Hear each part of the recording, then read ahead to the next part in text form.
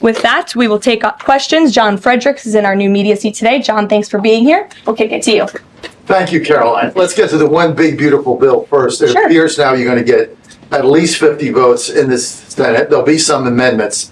What is the president's confidence level in getting 218 votes in the House by the end of this week in order for him to sign it on Friday? Well, look, we are very well aware, the president is very well aware, that this bill needs to not only pass out of the Senate, but it needs to go back to the House. And we need the full weight of the Republican conference to get behind this bill. And we expect them to, and we are confident that they will. The president has been working hand in hand with Senate Majority Leader Thune and also our House Republican leader, or the Speaker of the House, Mike Johnson, both of whom will be at the White House today to meet with the president yet again. I believe they were here this morning, actually. I have one follow-up. Sure.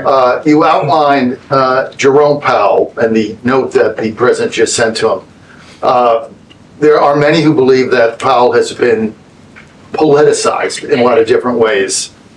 The president has not been shy about acting on things that he believes in. Why not just fire Jerome Powell and put in somebody that is going to lower rates? Why wait? Well, it's a good question, and one you can ask the president because that's a decision for him to make. But you're right to point out the politicization of the Fed, and it's very unfortunate for our country. But Jerome Powell cut rates numerous times ahead of the election when Joe Biden was in this Oval Office, but now he refuses to, and the economy is in a much better place. So there really isn't a good explanation for that, and the president is rightfully calling attention to it. Kelly. Good afternoon. On Iran, the president posted on his social that he is not even talking to them anymore. When we were at NATO, he said he expected the U.S. and Iran to have talks as early as this week and that he might even want to see a written agreement.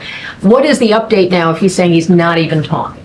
So as I told you from the podium last week, I said the administration, and namely our special envoy, Steve Witkoff, has been in communication both directly and indirectly with the Iranians. That communication continues. The president himself has not talked to Iran, which he pointed out in his truth statement. Go ahead, Alice. Questions on two topics, if you don't mind. I will start with NTD here. First, on Canada. Canada says it's now dropping its digital services tax on American tech companies days after President Trump says he's halting all trade talks with Canada. First, what's the president's reaction to this? Can you tell us more about his call with Prime Minister Carney over the weekend? How did he get Carney to drop it? And also, what's the impact on American tech companies given this latest progress as the president says he has been fighting for American tech companies?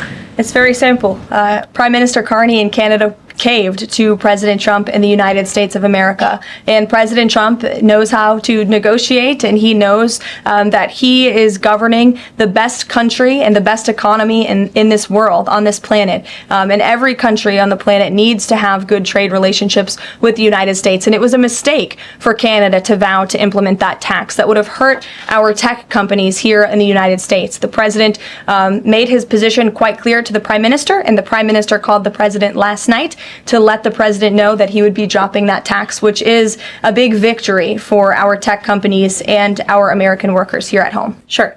Thanks, Caroline. The president on Friday said that he was hopeful of a Gaza deal within the next week. Can you give us an update on any progress towards that, or on any talks that the White House is having with Israel on that? Mm-hmm. Sure. Well, I know that Mr. Dermer is in Washington this week to meet with senior officials here at the White House. I also know that this administration is in constant communication with Israeli leadership, and the president himself speaks frequently, as you know, to Prime Minister Netanyahu. But this has been a priority for the president since he took office, to end this brutal war in Gaza. It is because of this president that humanitarian aid is being brought into the region. It's heartbreaking to see the images that have come out from both Israel and Gaza throughout this war, and the president wants to see it end. He wants to save lives. And however, the main priority for the president also remains to bring all of the hostages home out of Gaza. As you know, his tireless effort has brought home many of the hostages, including all of the American hostages who were held there. So he wants to see both things happen, and we're continuing to work very hard to do those things.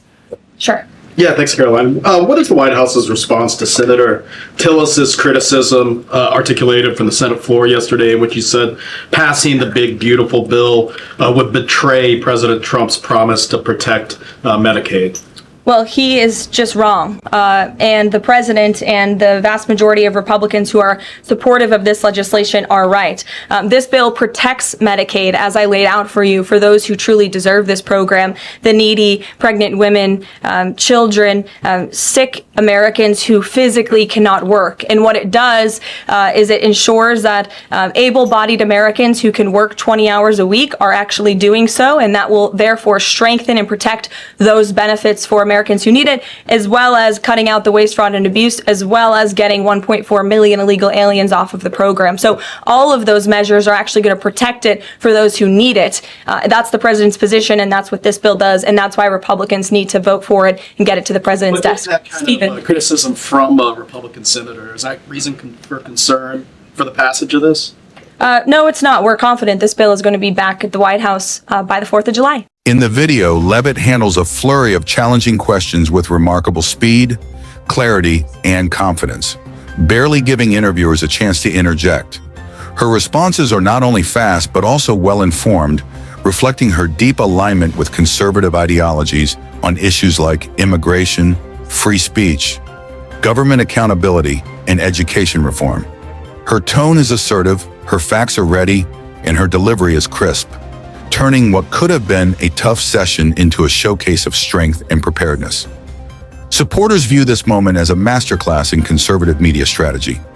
They celebrate Leavitt as a bold young leader who's redefining how the next generation of Republicans communicates.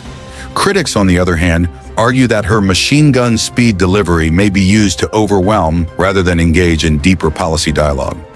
Nonetheless, the clip serves as a powerful example of how modern political figures must blend speed, media savvy, and strong ideological messaging to stay relevant.